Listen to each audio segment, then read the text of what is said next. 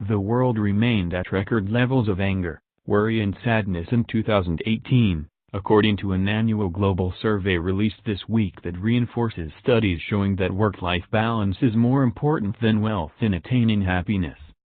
Additionally, a growing share of Americans reported experiencing stress, worry and anger in 2018, according to Gallup's Global Emotions Report, the Washington-based analytics and consulting firm's annual survey assessing the state of emotions around the Gallup surveyed 151,000 adults in more than 140 countries in 2018 to generate the findings.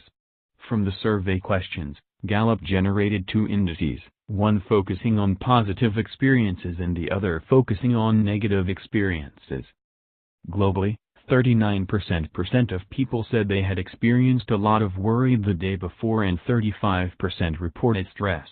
Another 31% of people reported experiencing pain, 24% experienced sadness and 22% said they were angry. In the United States, 55% of adults surveyed said they were stressed, a figure nearly as high as in Greece, which topped that list and where 59% of respondents reported experiencing that emotion in the past day. Additionally, 45% of Americans reported being worried and 22% reported being angry, both up from the year before. For the Positive Experience Index, Latin American countries registered the top scores, as they did last year. Scores ranged from high scores of 85 in Panama and Paraguay to a low of 43 in Afghanistan.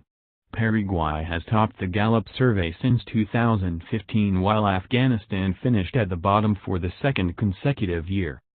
A median of at least 7 in 10 people said they experienced a lot of enjoyment, 71%, felt well rested, 72%, smiled or laughed a lot, 74%, and felt treated with respect, 87%. By contrast, less than half of people surveyed, 49%, said they learned or did something interesting the day before the interview. Gallup's findings come a month after a similar annual assessment of well-being was released by the United Nations. In that study, Finland was deemed the world's happiest country while people in South Sudan, the Central African Republic and Afghanistan, countries plagued by war, finished last. And while Scandinavian countries routinely top rankings of countries' quality of life, Gallup findings suggest positive experiences with others can help. Latin Americans may not always rate their lives the best, like the Nordic countries, but they laugh, smile and experience enjoyment like no one else in the world, wrote John Clifton, Gallup's global managing partner in a preface to the report. The answer to whether money truly buys happiness is still far from being understood. But this report gives global thinkers an idea of who is living the best and worst lives in the world. A 2018 study conducted by researchers at Purdue University and the University of Virginia found a satiation point at which household incomes stop generating more happiness. That satiation point varies depending on where in the world people live, according to the study, published in the academic journal Nature Human Behavior. Globally, the researchers found satiation occurs at $95,000 in annual household income for a life evaluations and $60,000 to $75,000 for emotional well-being.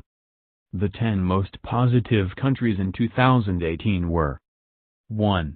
Paraguay, 2. Panama, 3. Guatemala, 4. Mexico, 5. El Salvador, 6. Indonesia, 7. Honduras, 8. Ecuador, 9. Costa Rica, 10. Colombia. The 10 most negative countries were 1. Chad, 2. Niger, 3. Sierra Leone, 4. Iraq, 5. Iran, 6. Benin, 7. Liberia, 8. Guinea, 9. Palestinian territories, 10. Congo,